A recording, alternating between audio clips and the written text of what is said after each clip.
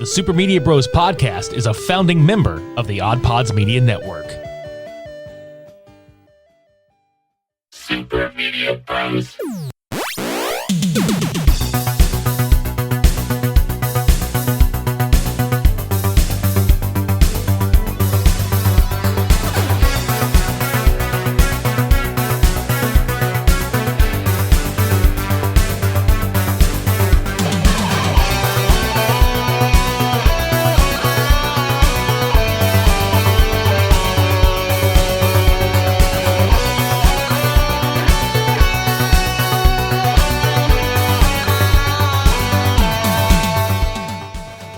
What's up, everybody? Welcome to episode 263 of the Super Media Bros podcast. I'm Richie. I'm going to do the opening for this one just because the majority of the content is dead sandwiched in the middle. So we're here. We're going to have a conversation with Ryan Phillips, the King of Kings from Power Slap. So if you guys are not familiar with it, it's a slap fighting program that is put on by Dana White. And right now it's in its first season on TBS. So it airs after Dynamite on Wednesday night, so go check it out first and foremost. Secondly, Devin and I had a really fun conversation with Ryan just about the show, pro wrestling, music, you name it, we kind of touched on everything. We're going to get to the conversation in just a second, but we're going to pay some bills real fast. Today's episode is brought to you by our friends at Manscaped. Manscaped has just launched the new Beard Hedger Pro Kit, and this thing has got it all. It starts with the Beard Hedger. This is the juggernaut of fixing faces. First off, this is waterproof. It's a cordless trimmer and it has a rotary wheel that gives you 20 hair cutting lengths, all with one guard, so no more messy drawers full of extra add-ons. The trimmer has a titanium-coated T-blade that's tough on hair but smooth on your face, and it leads to a single-stroke efficiency. And it's going to bring satisfaction one stroke at a time. The kit has much more than just a trimmer, though. Your beard hair is much more coarse and easier to damage than your regular hair, and that's why the kit has shampoo and conditioner that's designed to specifically moisturize, reduce ingrown hairs, and replenish your natural oils that promote beard health. It's also got Manscaped's Beard Oil. It's a nutrient-infused oil that relieves dryness on both the beard and the skin beneath while adding a little shimmer and shine to liven up your look. Be sure to cap it off with the Beard Balm. It's a pomade that shapes, styles, and moisturizes, bringing the amazing scent of fresh eucalyptus, rosemary, and lavender essential oils. The Pro Beard Kit also comes with 3 free gifts: a beard brush, a comb, and scissors to ensure that your beard is ready to impress. Get 20% off plus free shipping site-wide with our code SUPER at manscaped.com. Again, that is manscaped.com using our code SUPER to get 20% off plus free shipping. All right, guys, enough chatting from me. Let's get to the interview with Ryan. All right, I'm Richie. I'm Devin. And we're sitting here with the King of Kings, Ryan Phillips. You guys probably have seen him on Power Slap, and this is going to be a fun conversation. We've already been bullshitting with him for like a hot minute here, but you guys are going to get the rest of this conversation. How's it going, Ryan? Yo, it's going good, boys. How you boys doing? Hey, man, we're on the Super Bowl. We're kicking ass, bro. The King is here. It's time to set it off. Let's get it, baby. Hell yeah. So, like, I don't know if you've been asked this before, because we're just going to, ask you a bunch of questions, just bullshit with you and just carry the conversation naturally as it goes, as opposed to, just a straight up, here's, 50 fucking questions. The King of Kings name is fucking cool, and it's, I've been wondering, is this kind of like a Triple H reference in a way? That's another thing, so you guys just brought up how my hat looked like the CM Punk logo. Right. When I came up with the name King of Kings, it didn't even cross my mind that it was Triple H's nickname. So it has absolutely nothing to do with Triple H. It has absolutely nothing to do with Jesus Christ. I literally thought of it because I figured I want to be the king of all. So what better is the king of all kings? You know what I mean? Right. But it's still cool as shit, though. But the fact that you're a wrestling fan also is I put 2 and 2 together. And was like, if it's not, it's fucking cool that there's that that line there. So, oh, dude, and that era of Triple H, by the way, was sick. So, dude. Right, the King of Kings era of Triple H was sick. So, when he started coming out to it, the Motorhead track I was like, oh my god, yes, yes, bro, and yeah. So I hopefully, if Triple H, if you're listening. I'm sorry, but I will take good care of the nickname, bro. I got you. I think you wear it better, personally. Oh! Juicing me up, Devin. You trying to take him to lunch, man? You gonna make a boy blush? What are you doing? I got some color in my face right now, bro. Oh! go. So, dude, like, how did you get started? Just in the slap fighting like thing, period. Because, like, I'll be honest, Devin texted me after an episode of AEW because you guys air after Dynamite on Wednesdays on TBS.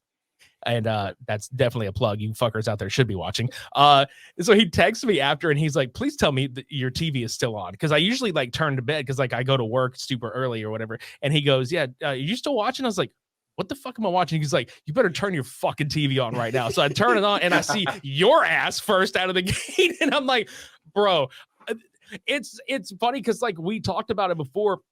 And I mean this in the best way possible. It's like, dude, it's like the best train wreck you can't look away from because you guys are taking some fucking hits on that son of a bitch, dude. Like, I can't even imagine just taking a slug to the face, let alone just letting somebody fucking do it. Like, y'all are some tough bastards doing this shit.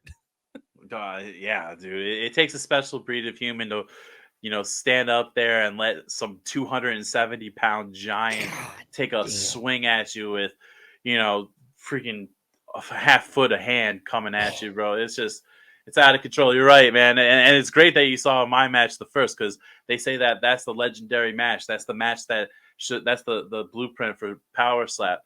So what you just saw is, something of greatness. Dude, it was incredible. Like that whole episode, we had like a group of people. Every Wednesday we have like a little squad, and they were all like, dude, this is like the greatest thing we've ever seen. Please give us like 10 seasons of this. Yes. I mean, I know we're booked for 2, so you got 2. Hell yeah. Yeah, so I can release that because that's already been said in the public eye. So we got 2 seasons coming, but man, we got live events coming. And speaking from someone who's seen it live, that's gonna be some fun for y'all. You guys sitting there being able to watch it front and center. Whew, you're gonna have some fun. But it's like nothing else, man. It's a brand new sport, new era of violence, bringing it in. Yeah, it is definitely cool to see it being launched from the ground floor up, because most of the time, it's hard to, unless you're in the know or unless you just happen to catch it, or if it's unless it's advertised extremely well. Most people will catch stuff like this probably through halfway through, or maybe like the second season, or they'll get word of mouth or whatever. But I can tell it's already starting to gain a lot of traction, and I think that's honestly in no small part to Dana's involvement in getting you guys off the ground and launching this sport with like a hell of a roster of people. So yeah. Glad to be here watching it on the ground floor, honestly. Mm-hmm. Yeah, we love to have you, brother. I mean, it's definitely a number of things that came together all at once. It seems like, Slap Fight Championship was on the rise themselves on YouTube, and it was coming to a peak. And then it seems like Dana just jumped in at the right time, and it just elevated everything to this new level. I mean, we got one video on our TikTok that has 200 million views, just Holy one video. Shit. That's ridiculous. If you go on our Power Slap TikTok, you're going to see me and Wolf's video at 56 million views. So it's just, and grand total of all the views that we have, it's like over 1 billion, right? It's crazy already. We've only been here for a couple, not even a couple weeks. But we had that event last March, and everyone who was a part of that event knew something special was going down. It's great to see the payoff. Well, that actually makes me wonder, what is the long-term plan for the show? Because I know Dana White had mentioned pay-per-views and things like that in different episodes and in interviews, but what do you think, number one, is the ceiling, but also just like, where do you see this going? As far as this show, it's going to spawn a whole new era of a sport. I mean, you're going to have the same thing happen as you did with MMA. You may have slap striker gyms pop up, dedicated to strikers. Because even in my own gym, you can see that there's a buzz going on. There's people taking videos of them lining up and practicing swings in my gym. And that's strong style. That's a big gym. That's crazy that there's people that are that interested that are wanting to be involved. So you're going to see that come out probably of this. You're going to see teams come out. You're going to see more seasons, most likely. I mean, hopefully everything goes as to plan. And this thing, I mean, it is a rocket ship. Sorry, popping off. So what am I saying? But it just hopefully it keeps going the way and it just keeps growing. And then through that, the live events we're already booked. We already have one coming up in March. So that's I can tell you that. And I will be there. But watch the episode on TBS 10 p.m. and you're gonna see some shit, man, with the King of Kings. That's for sure. Hell yeah. And man, it's wild seeing like now like that this is taking off, like what kind of like sponsorship deals are becoming everybody's way. And then also like to piggyback off of that, like everybody having eyes on the product.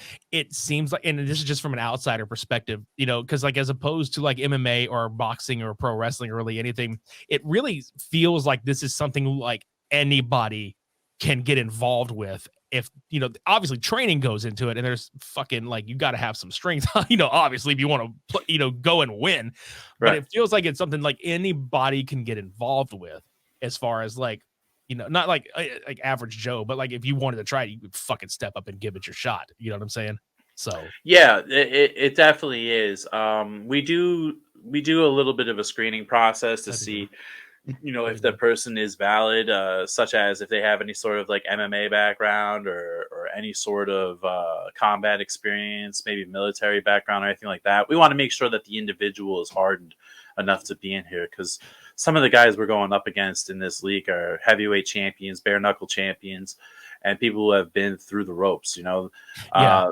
So just having an average Joe walk up and being like, oh yeah, I can do this, and then we see him get knocked out completely. People are already talking about CTE and this cause deaths. We don't want that. So, Slap Fight Championship is a great breeding ground for new talent. We're going to look at that as our playing ground to maybe bring people up and contract them into Power Slap and have it as like Power Slap is the pro league. And, Slap Fight is like the minor league to the pro league or the pro league, Right. Yeah, and that's another thing that I was gonna bring up, because like that is something that I've like and we have personally like full transparency, like we have even brought it up too, where it's like shit, like it runs the ideas of like, oh shit, like concussions always get brought up and stuff like that, but the fact that you guys have like medical teams like on site on like the platforms and on I'm not sure what you guys call it, because there's like a wrestling ring, boxing ring, or like mat or whatever. You like in your zones, you've got people right there on standby, and if somebody can't continue, they're not going to let them continue, and then they get medical help like right then and there. Like that's a big deal, and obviously should be that way in any and every sport, and most sports you do see that, but with the it's the way that they act like with urgency is great. There's somebody's there. If somebody gets knocked the fuck out, for lack of a better term, right there at the podium, they'll get catched or caught on the way down and like just tended to, because good old Forrest Griffin. We got Forrest Griffin catching bodies. Right. Dude, that last episode where Russell hit the ground and his feet immediately started shaking, I was like, Jesus fucking dude, AJ's a fucking animal. Yes. I'm fucking scared of that dude. That dude has the look of, like, and I made this joke on one of our shows. I was like, bro, that dude looks like he's got the look in his eye, like his parents done told him some fucked up shit for too long, and he's like, I'm about to take it out on all you hoes. Well, he listens to fucking metal too. Like, yeah. He's just a savage individual, bro. That I know him personally. I just actually played Apex Legends with him earlier today. Oh wow, hell yeah, dude. Yeah. Oh, dude, I'm cool. I'm like way cool. That's one of my guys, and he's just a savage individual, man. He loves the violence. It's like I love the violence too. So when I'm going in there, I'm actually having a good time. People see it like, holy crap, you're getting cracked in the face like that. And I'm like, man, I'm having a blast. So you got some people in there who actually enjoy like going up and like getting hit and then doing the mental games and then hitting the back. AJ's definitely one of those guys. You're saying who he looks like? I don't know do you guys know Jean-Claude Van Damme? Like good? Like yeah, dude. Right. Do you know the movie Cyborg? Yes. Do you know the villain? Yeah, dude. God damn Bro, it. Now I can't bro, unsee he it. looks like it. Doesn't he look like that? And he's that savage. Like the level of savage is that savage. That's how savage he is. Jesus Christ, I can't unsee it now, dude. Like that was one of my favorite canon films. Whenever that some bitch would come out, my God. oh Jesus Christ, because we talk about cult films like on this show too, and you we do? talk about yeah, dude. We got a series called Cult Cinema Showdown where we'll take B movies or like underground films or like terribly shitty films, but we love them anyway. And they don't even all have to be shitty. It's just like, we consider like a cult film, and we'll put them head to head. Like if they have like the same director or the same vibe or the genre or whatever, same film studio, whatever. And like canon films was like a breeding ground for shit like that. They continued like the Death Wish franchise with Chuck Bronson, and like they just got more and more stupid from then on, Like that's that kind of shit right there. So when you bringing up Cyborg, I'm like, oh my God, I think I know where he's going with this. Yeah, he looks exactly like, he reminds me of the villain, and the villain when I was a kid scared the shit out of me, dude. So I love that dude, bro. I told him that he's a little bit younger. I told him that, and I don't think he knows what I'm talking about. So oh damn. I'm gonna have to show him here after this podcast because I keep forgetting.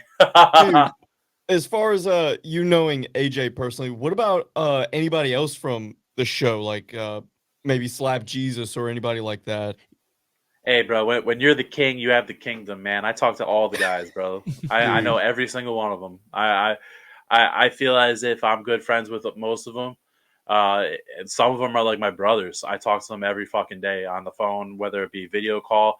You'd be surprised. But yeah, I try to keep up with the guys. I try to, see how it's going, and just be like, be cool. We're all family. It's very It's a very odd atmosphere because the March event that we had, which was the qualifier, it was like we all came into something unknown.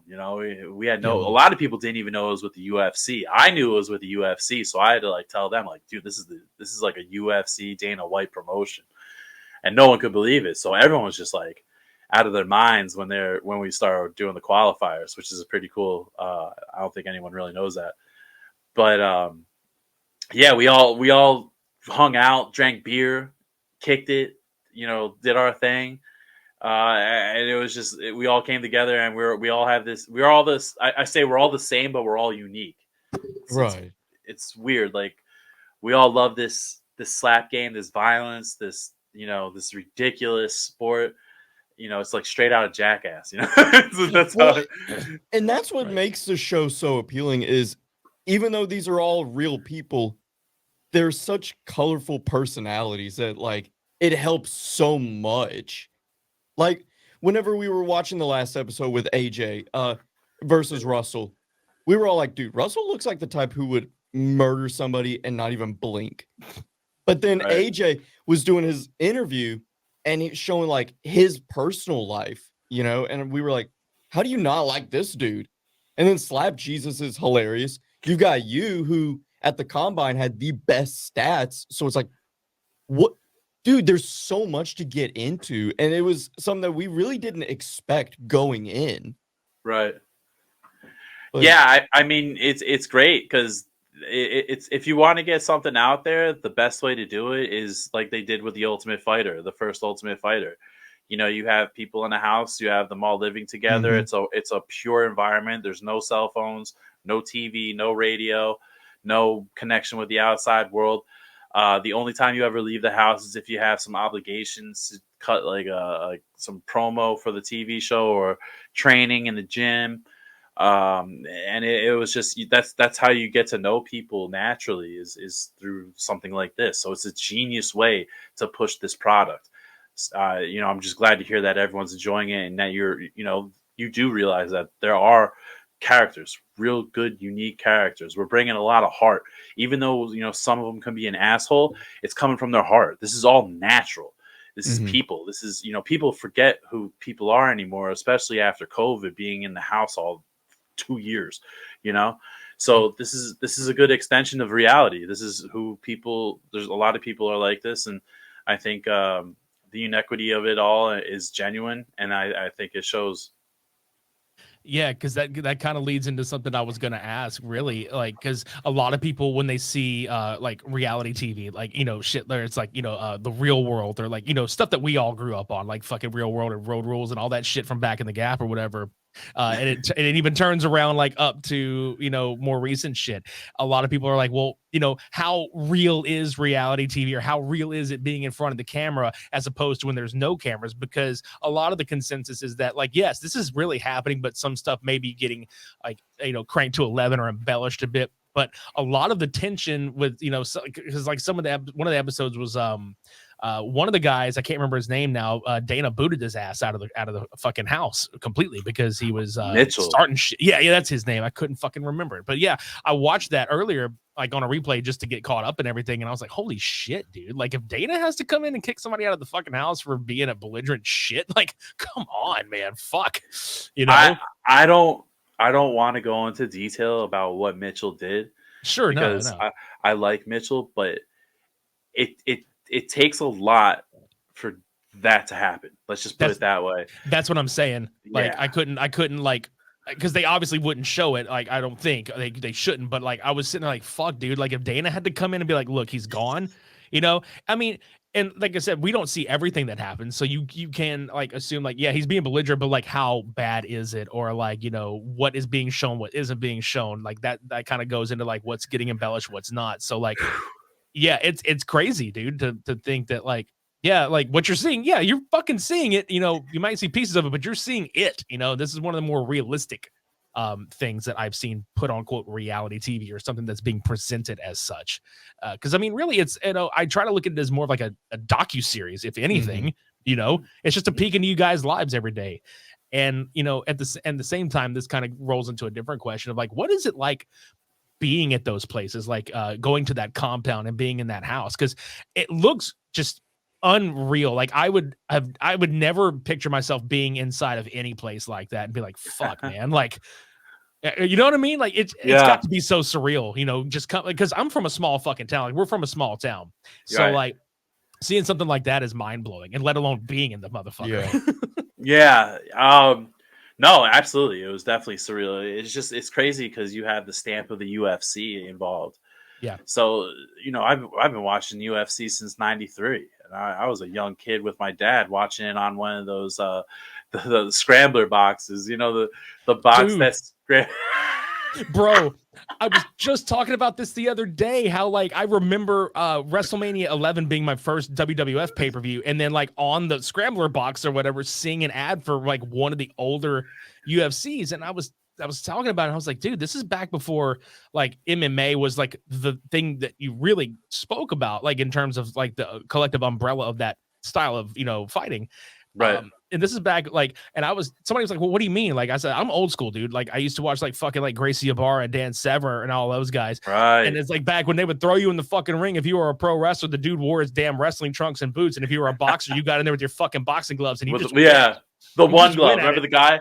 The guy he had one glove. It was one bare fist and one glove. What was that about? Yeah. But no, yeah, it's 100%.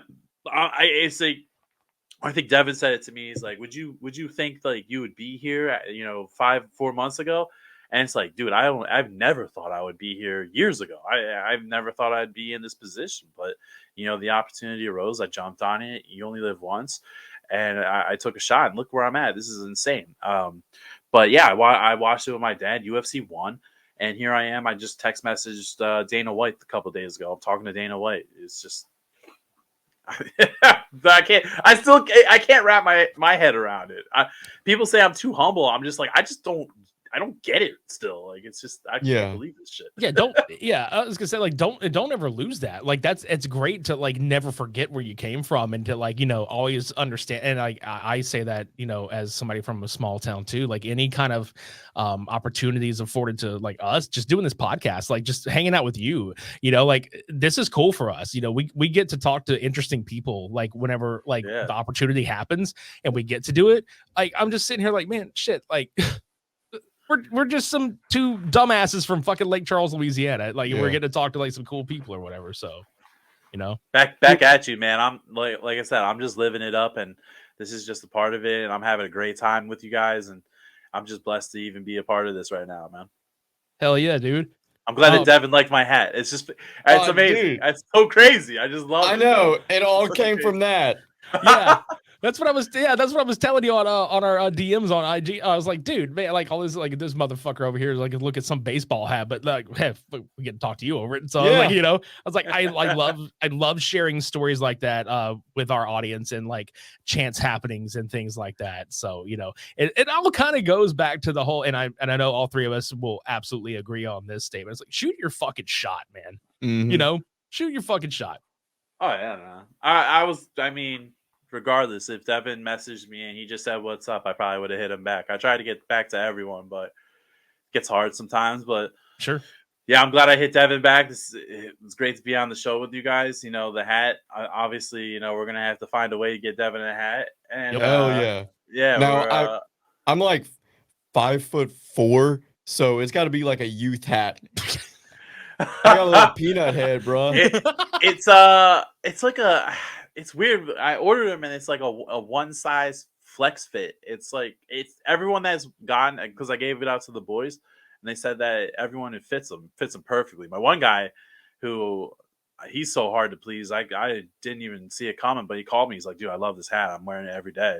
It's like a trucker hat in the back. So it like breathes real nice, but it doesn't have the snapback. It's just like, trucker. Interesting. That's cool as hell. Yeah, it's a nice hat, bro. I'll get you one. Dude, you can ask Richie. I'll put my hat on him just to see. It looks like a fucking yarmulke on him, dude. Yeah, yeah. I got a big old fucking head. I was gonna say Richie's got a pretty big head. Nothing against it. I got a big head. I got a big head too, bro. Yeah, well, it was just funny because like Devin used to always fuck with me. Like the way we met, like he worked at the dollar store that was across the street from my place or whatever, like 6-7 years ago almost, and fucking like after we started becoming friends, like we like low key roast each other just to fucking do it. Like he used to call me, he would text me like, "What you doing, old cue ball head?" I'm like fucking asshole. Yeah, me and One Eye Wolf. We call One Eye Wolf calls me in the middle of the night sometimes because he goes to the gym at like 4 a.m. and he's like, "Surprise, motherfucker! It's the One Eye Wolf. You better wake your ass up and get to the gym, you fat fuck." And then he'll hang up on me. It's so true. And one time he called. Once he knows, like, I'm not racist. Don't get me wrong. I'm not racist or anything. But he called me up. He's like, "What's up, you white supremacist motherfucker?" Jesus. I'm like, son of a bitch. Like he's out to roast you no matter how he can, or just like fuck with you, man. It's like what are friends for? It's the best, bro, because it's like I need that practice. You know what I mean? I need that roast practice so I can roast Wolf anytime, any day. I hit him up. I'll like Photoshop a bag of ramen noodles on top of his head because he had blonde hair. I was like, it looks like a bag of ramen noodles, bro. And I photoshopped it on his head and sent it to him, and he's laughing. It's great. We have a great partnership. That's fucking awesome, man. We're rivals, but we're like a partnership. It's so weird.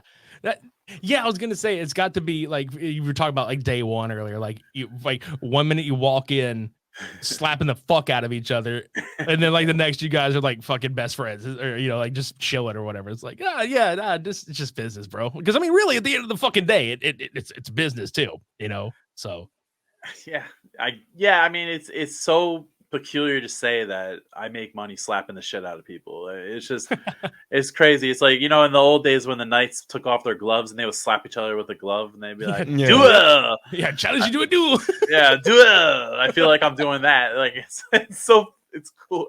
It's so cool, but it's so bizarre. Dude, talking about making money and everything. Do you guys how does that work? Do you get like a commission or how does this all play out?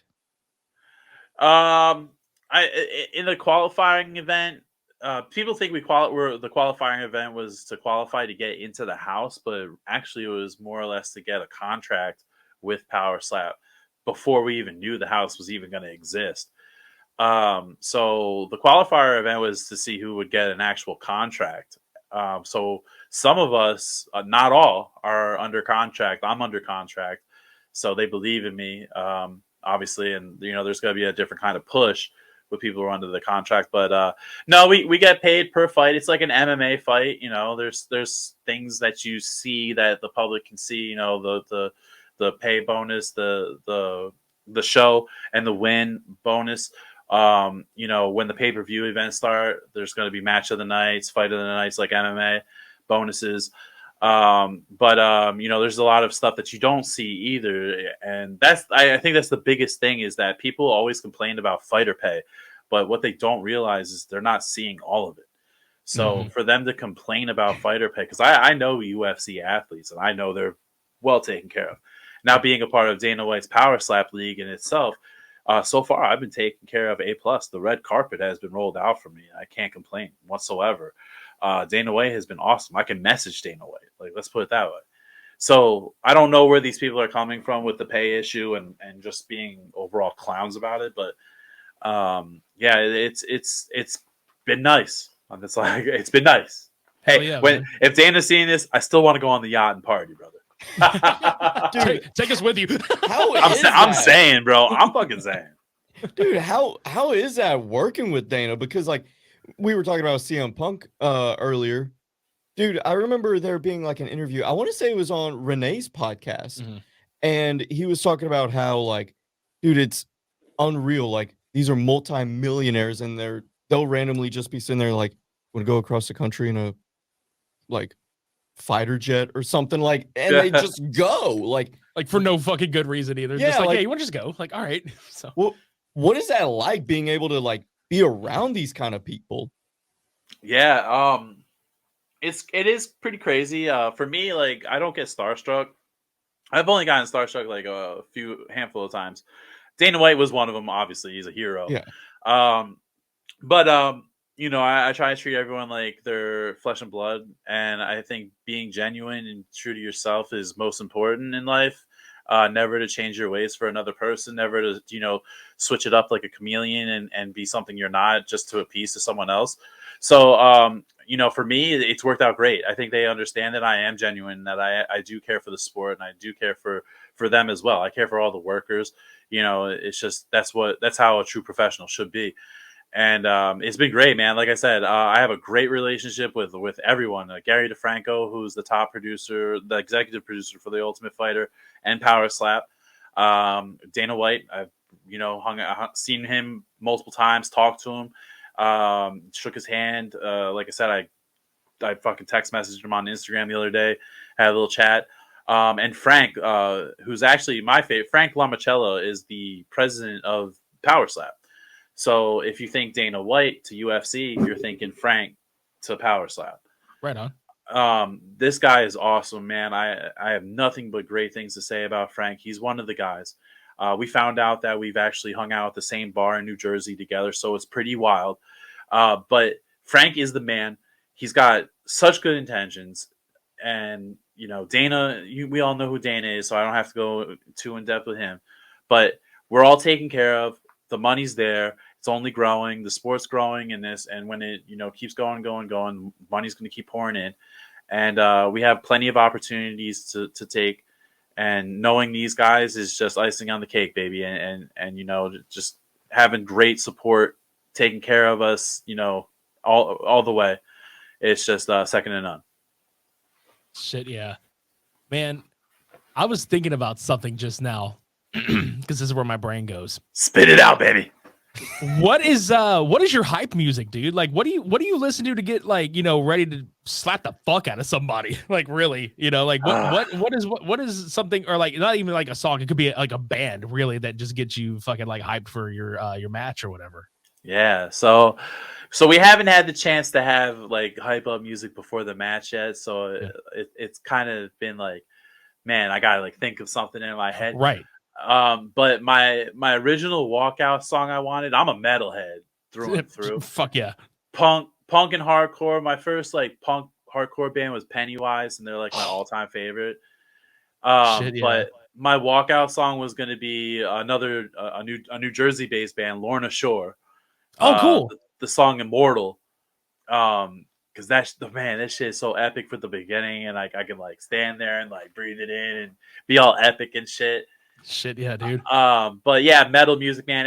Any like beat down, like Amur. I like Amur. Like this new band called Darko. They're fucking crazy. Just anything that's crushing, man. Like I don't want to pay attention when I'm lifting weights and like doing my workouts and stuff. I don't want to pay attention too much. So that music where the guy's just like screaming in your ear like the whole entire time, it's like perfect. It's you just keep walking it. Yeah, it's like I don't have to listen to this shit. I can just this guy's screaming like you just go crazy and then get pumped. There's a Lionheart. There's a hardcore band called Lionheart, and the guy says is pretty fucking awesome. And that band's really been resonating with me lately. So check those guys out. Fuck yeah! Oh yeah!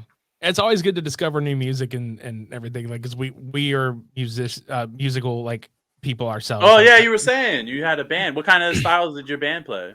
So like I played drums in most of the bands that I was in. Like I played drums, guitar, bass, keyboard, mandolin, ukulele, all that shit. So like I was playing drums in this band, and it was more of like a like post-hardcore mixed with like metal, but like southern rock kind of like shit in there. Like it was just an amalgamation of a bunch of stuff. But then the most recent band I was in was more shoegaze, like if you will. It was like a really like shoegaze, like metal kind of like hum fusion. Little bit, yeah. Like I tried to throw it. I like to fucking play fast, so I like to play fast. This one was a little more melodic, so it was like different for me. Like I actually had swapped to a single bass pedal as opposed to like a double bass pedal. But like my old band, like we fucking were messy and like all over the place, like all it was over just the fucking fun. Yeah, it was great. Like that's all it was about. Like one of my favorite shows we ever did was in front of like 350 kids at a fucking skate rink in the middle of Louisiana somewhere. It was a place called Rock and Rollers. It was fucking awesome. And some of my favorite shows ever that I've gone to are shows at skate parks. So, dude, yeah, for sure. And something about it. Have you ever heard of a band called I Wrestled a Bear Once? Oh fuck yeah, bro. We opened for them at that gig. Oh hell yeah! Yeah, they're from they were from Shreveport. So like we opened for them at that show. Shreveport. Okay. Yeah. It's like 4 hours north of where we're at, but we played in a town called Alexandria, and it's like literally in the middle of Louisiana. And we got put on the bill that night. I was like, oh fuck yeah, we're gonna play with these guys. Hell fucking yeah! Because like Steven, their guitar player, was in a couple of local bands that we'd heard of. But like I Wrestled a Bear Once was like just signing with the record label they were on, and they were just blowing up. And this was like their last local show before they went on to better shit. And I was like, fuck yeah, I don't give a fuck if we break strings or if we suck. I don't fucking care. Let's just go fucking make these kids go crazy. So it was good times, man. That's so like sick.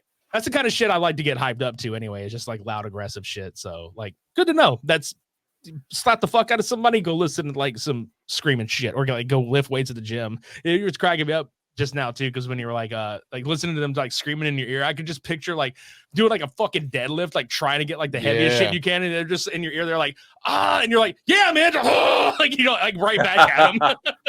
Well, it's crazy because my actual job, my career, I can listen to music for like 10 hours a day, like straight. So I'm just jamming all day, bro. Like it's crazy. So like I'm always hyped up. I guess that's why everyone's like, man, you're so high energy. I'm like, I guess it's just the music is the steroids to my ear, bro. It's like, I don't know. I love music, man. I can go on for days about music. I know I wrestled a bear once, and it's just music is everything to me, man. Fuck yeah, dude. Shit, I'm about to send you some stuff that I've been working on then. Yeah. Dude, all right. Oh, Devin's in. Okay. Yeah. Yes, sir. You're real quiet over there, bro. Dude, I'm just listening to this conversation. I'm just like secret weapon. Yeah, I'm just in heaven right now, just listening. But no, like with me, I just like compose it, write the lyrics and all that stuff, and then I just get people that can actually work with their hands and vocals to do it. But I'll do that, the graphic design for the album covers and everything. Like you can find it on Spotify and shit. The band name is Peg Me, like all one word. Oh my god. Yeah. Shit, dude. You know what, Richie? I'm about to send this man the experimental album. Yeah, go ahead. Yeah, like it's not. I've got like fucking. Yeah. Oh my god! It just landed. I know what Peg Me means. No, I know. It's just funny because like it's just like, you guys. Send that shit to me, bro. Yeah, dude. Like what I'm also gonna send you, dude. I'll try and put it on one file and just like do my best to get it your way.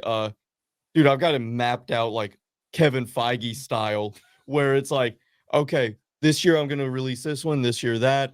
Dude, you're getting something that's not coming out until like 2025, but it's experimental, heavy, fucking like crazy awesome. shit.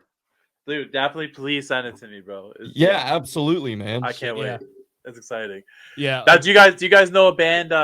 Here's a little insider here. Do you guys know a band, Skylit Drive? Oh, hell yeah, dude. Hell yeah. Really? Because the the two guitarists are making my entrance song. Holy shit. Yeah. Fucking shout out Joey Wilson and shit, I forgot his name. I have to look it up. That's fucking killer though, dude. Yeah. Shit.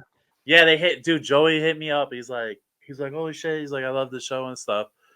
I'm like, hell yeah. And then of course I had to stalk his profile, see who the hell I'm talking to. And it says the Skylit Drive. And I'm like, holy shit, I used to listen to those guys. And I'm like, am I really talking to this dude? And yeah. They totally wrote. He was like, man, it would be a pleasure to do a song for you. And I'm like, as long as it's super fucking heavy and it's got some like orchestral type shit in there, I'm in. Let's go, baby. Let's get it. And he's like, I'm in too. I'm like, all right. That's the best too. Like, and how cool is that? Like, just getting just the random opportunities like that come along with some of this stuff, man. It's like, you say you listen to them forever, like same here. And it's like just to have them out of the blue, like, oh, dude, would love to work with you and like make your entrance music, bro. Hey, dude. Yeah, like I said, dude, it's I don't know. I've been through some really crazy things in my life. I've done anything from wrestling water buffalo in the Philippines to like I'm freaking in power slap with Dana White. Like I've done some crazy extreme shit in my life. So I'm kind of like, I don't want to say prepared for it, but that feeling of excitement and that anxiety and that whole thing, it doesn't really, it affects me a little bit, but it's like, I know how to handle it now. You know what I mean? Mm-hmm. Yeah. But I don't know if that's a positive or if it's a flaw, because I really don't know how crazy stuff is. Like my friend called me a celebrity the other day, and I'm like, I'm not a fucking celebrity and stuff like that. Now I'm getting like, I got like 15 text messages or like, I've seen you on the Super Bowl. Like I'm like, what? Like what are you talking? It's just everything is so bizarre and surreal that it still hasn't hit me, man. I'm gonna be completely honest with you. It just has not hit me. What you see is what you're gonna get. I don't. That's a good thing though. Like, because like that goes back to what we were saying earlier. Like some people just get lost in it, dude. And like, some people don't. And there's people that are in like the middle ground. Like I would probably be the same way too, where it's like, I'm just me. Like that's kind of how I feel about it. It's like, yeah, it's me, No, that's what I said. I told the guys, they're like, we think you're a star. That's why we're gonna put you on the show. And I'm like, all I'm doing is just being myself. That's it. That's all I'm doing. I'm just having fun.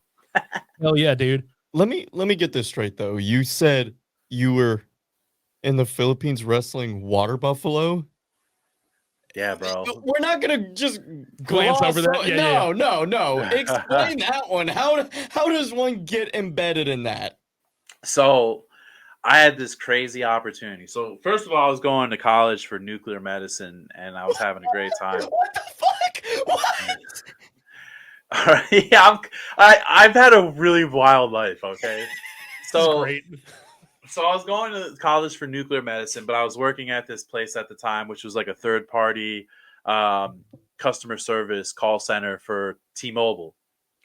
I was doing really good in both school and T-Mobile. Well, T-Mobile asked me to go to the Philippines because there's Filipinos' jobs were in trouble. Like they needed help. So I was like, yeah, dude, fuck yeah. So they like promoted me. They made me like a global fix-it person, they called it. And I flew over to the Philippines and I stayed there for 9 months. But while I was there, I was like, I'm really, first of all, Fight Quest. Was that what it's called? Fight Quest on TV was on around that time. I think so. So I was having like a Fight Quest moment where I was like, man, I'm in the Philippines. I might as well learn something or like, try to do something, that a part of the culture. Yeah. First of all, I got my whole tattoo is from the Philippines. That's fucking awesome. Yeah, but yeah, I was like, man, I want to like try Kali, the stick fighting. and they're like, "Oh, like we had a little guide with us, kind of." And he was like, "Oh, you want to try that?" I was like, "Yeah." So he brought me, and it was like middle of this freaking country, dude, with like shacks. First of all, when we flew into this place, we almost hit a barn. Like it was Holy insane. Like we're shit. flying in, and it was like right over a barn. This person I sat next to, like, we just almost hit that. And I was like, "Oh, okay, great." And we landed in like this grassy knoll. Like I'm like, "Where the hell are it?" What? It's so crazy. But yeah, we go out to we take a canoe, like a fucking canoe or some shit, out to like this plate, like an island off of Boracay, off the coast of Boracay. Like this ancient people were doing Kali, and they're like, "Oh," and then it made me wrestle a water buffalo, and I had to wrestle a water buffalo while I like held it back with uh twine and string and stuff like Shit. that. And they're like, "Oh, big!" They're like, "Big American, big American." I'm bigger. I'm like way bigger than all these dudes, and they wanted to see me wrestle this water buffalo, I guess. And I didn't learn shit for Kali, but I wrestled a water buffalo. So hey, They probably said they're like that might have been like a prank they were fucking pulling or some shit. They were just like, let's see if we get this guy to fucking wrestle this water buffalo. Bet he won't do it. I'll bet he will do it. And like whatever the currency is, $50 says he won't do it. Fucking doesn't. Guarantee you are right, bro. I swear to these guys were tripping when I just started doing it. Like big American.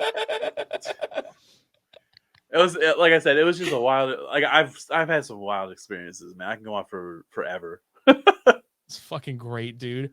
It's fucking amazing. Now, for everybody out there that's listening right now, we're actually we're doing this obviously on Super Bowl Sunday, but you are actually having like the featured fight on Power Slap this coming Wednesday on TBS. Can you for anybody that's not seen this yet and is encouraged to check it out, just listening and watching or whatever, can you give everybody kind of like a preview of what's going on with that? Yeah, I mean, we're going to come at you hard, hot and heavy, coming in with those power slaps. You got the heavyweight fight coming in on Wednesday. That's the King of Kings, Ryan Phillips, versus the Iron Giant, Dwayne Crespo Jr.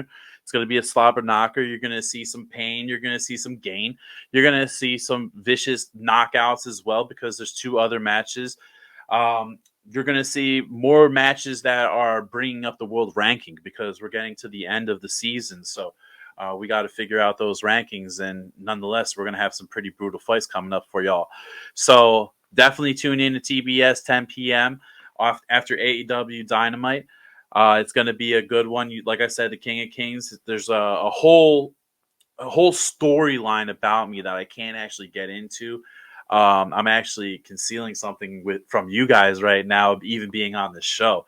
So you're going to find out how badass I truly am, how badass, Power Slap is and the other athletes are. You're going to see why I'm getting the push. You're going to see why I'm being styling and profiling on these podcasts for y'all. And it's just going to be one hell of an episode. Don't miss it. Hell yeah. And you know what? I'm glad you brought up the styling and profiling thing, because your Ric Flair handshake thing, I'm pretty sure I saw that. I'm pretty sure I saw the fucking, yeah. Motherfucker. I love that shit. Slicking it back, baby. I'm so happy that I remembered to do that, because that the hit I took from One Eye Wolf was crazy. Dude. Bruh. I'm telling you. Exactly. I was literally like seeing spots, and I'm like, all right, time to do this. I was telling my brain, like, all right, this is what we're doing. And then I got it off, and I'm glad I got it off, because it went viral. Dude, what is it like taking a slap like that? Like, not only once, but like regularly. So it's crazy to explain it, because a lot of people see it and they're like, oh, you're just getting slapped in the face like that, right? No, so what you guys didn't see in my match is I was actually making defensive errors. I didn't know. It was my first ever slap fight, but as far as my defense was concerned, I wasn't doing good with my defense, because what I was trying to do was, when Wolf would hit me, you could see in the slow-mo, I'm moving my face like this, because I'm trying to roll with his slap. So I'm trying to take all the power and the pressure off his slap by rolling with it and letting the force go through, which was terrible idea because that motherfucker hit so hard that when he hit me, I would go with it, and I was creating more whiplash. So my neck was whipping faster. Ooh. Yeah, so I was like, I wasn't necessarily knocking myself out, but I was like, it wasn't a good strategy to go up against One-Eyed Wolf who was 30 pounds heavier than me. So, but the new defense that I'm working with now and using, it's a lot different, and I can tell you that I don't feel anything, and it's just like all pressure. It's just like, whew. And it's fun. It's crazy to see it back though. When you actually watch the match back, you're like, holy shit, that's what was happening. because a lot of people like that talk to us about this shit. They're just like you see the slow-mo replay, and we're like, fuck yeah, I've seen the slow-mo replay. I've seen dudes get their fucking earplugs knocked out of their skulls. Jesus Christ, Yeah, it's fucking crazy. And then to kind of like bounce off of your like defense like strategies and stuff, seeing you guys like me and Devin were like it's like the nervous laughter a little bit because we're like these fuckers are like training their neck strength and all this shit. Like there's some science that goes into this shit. Like holy fuck, dude. Like you know, it's like the $6 million man, like one after another, like in this fucking compound, just training for this shit. It's unreal. Like, are they actually gonna like keep you guys at the UFC compound where y'all do the training and stuff? Or are they actually gonna make like a power slap proper for you guys? Do you know anything about that? Oh, I just thought about that actually. Yeah, that's cool. I don't know. Maybe in the future that would be pretty awesome if they actually made like a power slap like Apex Center. Mm-hmm. For now, I mean, they're keeping the funds tight because why not? They have the best facility in the world. They've pretty much rebranded all to say Power Slap. It's like it's not even like UFC at that point. It's all Power Slap. Like the UFC employees put on Power Slap shirts when we're there, and like sick. it kind of like flips around to like it's really cool, man. It's phenomenal. But I mean, I would embrace that with open arms. Open up one in Ohio, please. Shit. Right. Yeah, dude. I don't. But as far as our training is concerned, you're getting to see more and more of it. My opinion. I hate to say this. My opinion, but the gym portion of the Performance Institute that we worked in wasn't really that great because I don't know. I guess I'm used to the certain equipment we have at my gym specifically. No, most of the training is happening home anyway. I mean, when we go out for an event, we're only there for about a week, if that. So, no, they won't. We could go to the PI if we wanted to, but we're so obligated to do other things that we really don't have the time. Yeah, I could imagine, dude. And like I could see where you're coming from too. Like if you're used to training a certain way with certain equipment, like maybe like not necessarily throwing you off, but like it's just, you know what I'm saying? Like you're used to your own like routine and like having to get used to other equipment and other places and things like that. I mean, if they had some sort of a trainer there and they had routines set up for us to go and do with the equipment that they have there, I'm sure they can get a great routine out of it. But we're not even there yet. I mean, they're really all just going off of trying new things. Like this is a whole brand new thing. I mean, a lot of the stuff that we did, it was effective, but there's a lot more effective stuff you could be doing, Right on. Yeah. Dude, talking about just different things throwing you off. Dude, I know exactly that it would because I'm one of those people that even though they're all squat racks, if I'm at a different one than what I'm used to, it's like I'm like, no, this one the bar weighs more. It's like, what the fuck? No, it doesn't. It's all the same bar. But no, my brain it doesn't compute. So I can feel that honestly, like religiously feel that. Well, I mean, I'm not, like I said, if they had something to where they actually had someone come in and were like looking at all the equipment in the PI and they're like this, do that. I don't know. There's like two buildings. It's all separated too. Like there's a one gym that we were in, and now that I'm thinking about it, that was the Apex gym. We didn't even get to really work out in the PI. unless that one day that we did the combine thing, Mm-hmm. that was only one day. Mm. We never went back and saw that stuff ever again. But yeah, when we trained, we were training in the Apex, which was subpar. Maybe the PI is better. I don't know. I haven't been to the PI enough to really look around, but looking forward to it. Hell yeah. And like speaking of that, because you said you guys were approved for 2 seasons. Now, did y'all shoot a lot back to back for that, or is it like y'all have to shoot the second season? Because I was also going to ask, in terms of from front to back, how long were you guys actually there and filming for? Yeah, so I have no idea what's going on with the second season, but I do know that it is in fact inked to go on. I know a couple of the guys that are going to be on it too, from what they shared with me, as far as, because some guys that were supposed to be on the first season couldn't come because of like medical situations, right? Or they were in a fight and they had a suspension, stuff like that. So you got another slew of characters coming at you from the qualifier, right, which are top. I'm talking top level competitors too. Like these guys are actually no joke. So the second season is going to be sweet, because I like how it happened like that, because I was like, you have all the OGs in one thing, and like you use all your great assets first, and that's it. Now we have like kind of like half and half. One season we set it up. Now it's time for you guys to knock it down. So we have a cool dynamic there. Yeah, hopefully that'll start soon.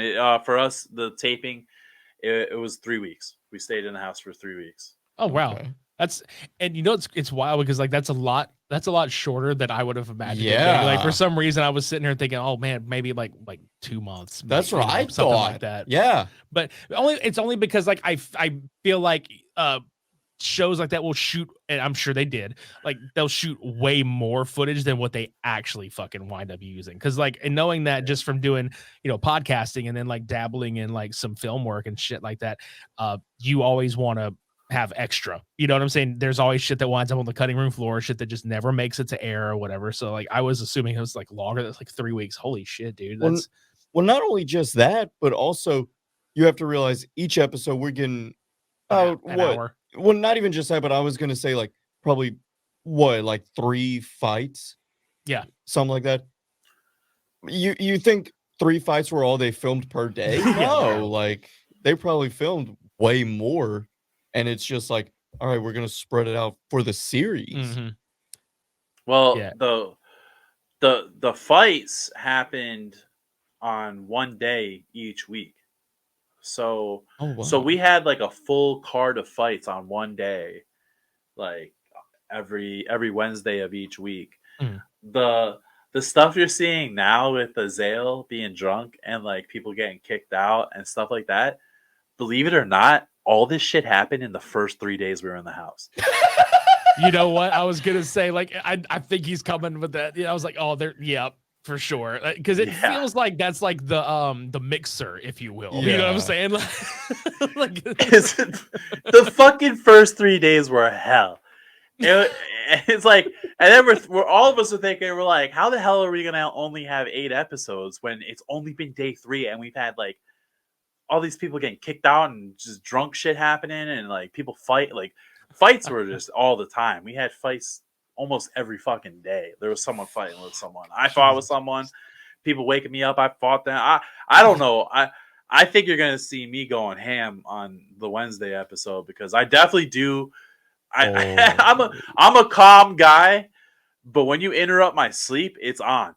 So there's a moment where I unleash, and that's not good. And if I unleash anything, like I'm a nice guy. You can see I'm smiling all the time. I'm happy, but dude, when you get me on that rough side, it's just, I don't know what it is about me. Maybe I'm bipolar. I've never been checked out. I don't know, but you get me on that one side, it's a problem, and I think you see that on Wednesday.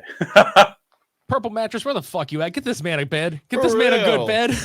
Oh my god, dude, we're sleeping on bunks. Get us a sponsorship. Bro, the beds were like this, dude. Like we were sleeping on these bunks, dude. It was horrible, man. Fuck? I had to put orange earplugs, those orange earplugs in my ears to sleep at night because it was so rowdy. Oh shit. bro. So you're gonna see a couple different shades of the king because he starts losing his mind a little bit. Shit, dude. And I kept asking because you have to write out like a grocery list for the production team to go out and get for you, and they like pick up your food and get it, and then you put it in the refrigerator. Blah blah blah. I asked for a fucking book, and they never got me the fucking book, and I couldn't read anything, and I was like, "Come on, that's fucking freaking out." Damn. Yeah, Yeah, like no TV, no nothing phone, in there, dude. no. I'd have been through like so many fucking books. It's unreal. Like, yeah, I wanted to read because there was like a lot of downtime. There was times where it was, no one was doing anything. We're just chilling. Yeah, I'd like to read a fucking book, but good luck with that, assholes. And not only that, but not only that, they also like I was like, man, I would really like some. I don't really drink soda too often, but I was like, man, I want some Pepsi, right? They would get me the Pepsi.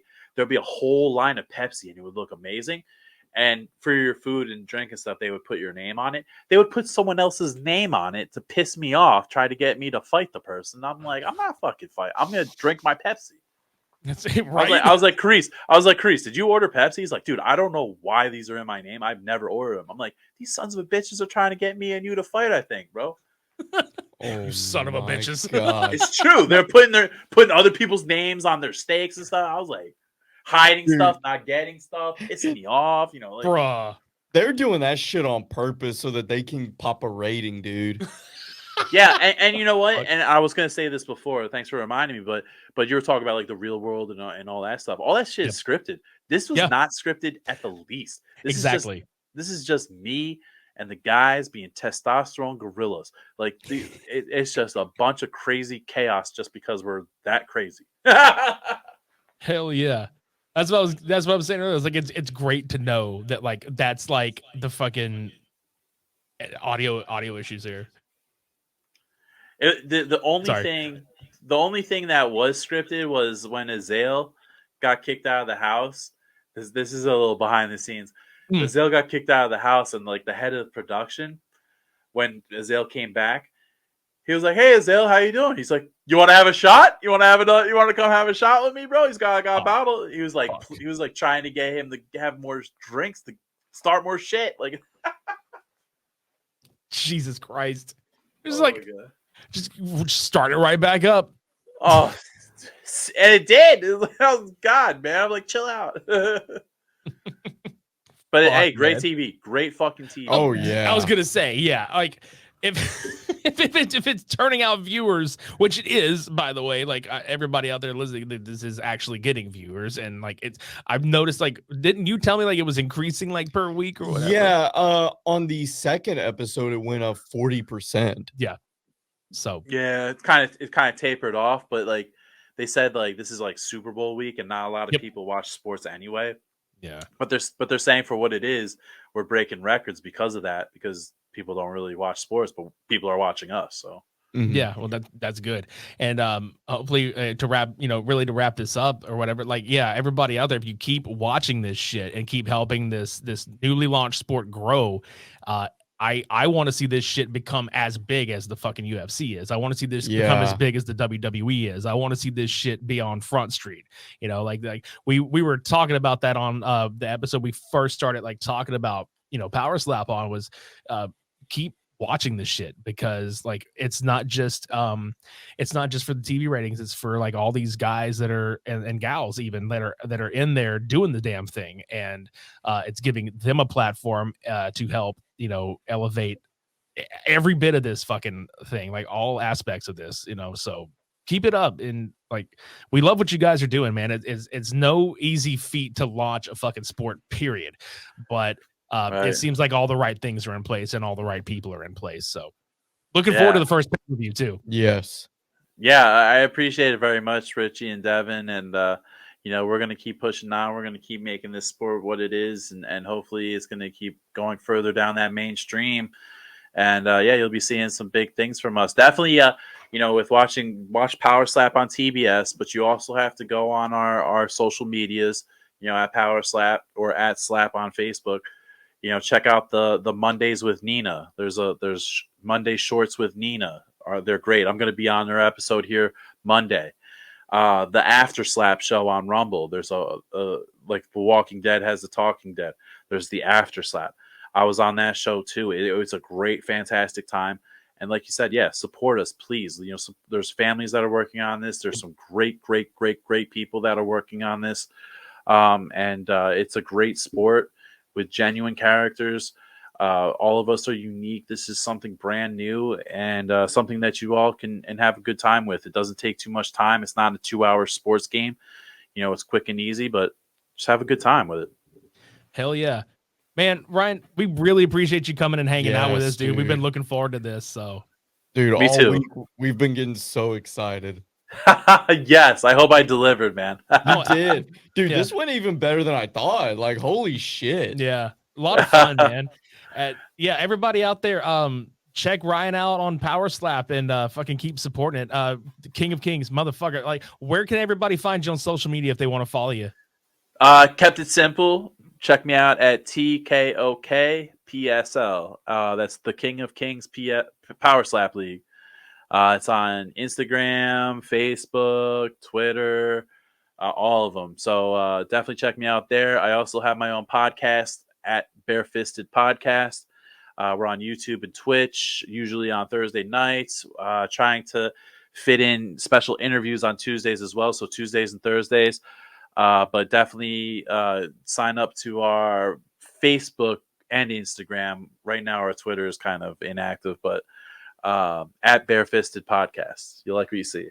Hell yeah. And for anybody out there, we'll leave links in the description of the show below. Just scroll up and click it, and it's just a fucking, it's a hyperlink away, and it'll take you there. So subscribe to all those and give them a follow, and follow any and everybody you can on the fucking Power Slap League. Damn it. Yeah, you better follow me, or Devin's not getting a hat. Oh, y'all motherfuckers better follow him. See, now y'all gotta follow. Now you gotta follow. Now it's personal. Yeah. No, I got you, brother. I thought that was so cool when I got that message, man. Dude, it's so sick. And we're gonna hook you up. We're gonna hook you up with some fucking swag from our end too, man. Definitely, we'll send you some shirts and stickers and buttons and all that cool shit. So dope, man. Thank you. Absolutely, we appreciate you, man. Yeah, I appreciate you guys too, man. It was a great time. Fucking A, dude. Well, I think we got some fucking Super Bowl score to catch up on. Yeah, because I don't even know who the fuck won, but like I want to talk shit. I want to talk shit to whoever fucking like lost a bet. You want today. A spoiler alert? You want it? No. Okay. I don't. I do not. Okay. All right. Wait, who did you guys have? I had the Eagles. See, and I was gonna go with the Chiefs. So yeah, you won. Yeah. Fuck yeah. Fucking jackass. Oh, what? The Chiefs won by 3. Oh my god! No way. Yeah, dude. I'm shocked by that. I honestly thought it was gonna be a blowout. I'll be honest. Dude, the Eagles look fucking good. Yeah, I know. Good. Wow. Oh well. Yeah. I was gonna say, well, it's there goes the show, guys. Yeah, fuck it. Yeah. Well, what's fucking funny is all the people that are gonna like listen to this and watch this like the day it comes out. Like today, it's Saturday. Hi guys. Like we're fucking a week late to the party, but we just found out who won the fucking Super Bowl. Yeah. And it's all good on my end. It's all good on my end. So sorry, fans of the East Coast Birds or the Eagles or whatever the fuck. My boys won, but anyway, yeah.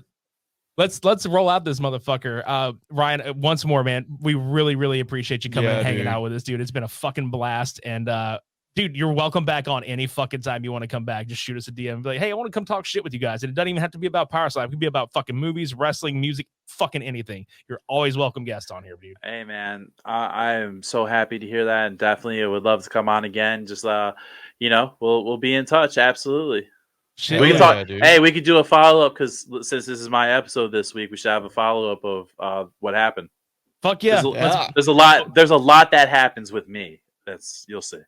Okay, it's booked. Yeah, hell yeah, man. Let's reconvene in a couple weeks and we'll fucking do the damn thing again. That'll be sweet. Hell yeah, guys. All right, Ryan, take care of yourself. Hey, take care, buddy. See ya.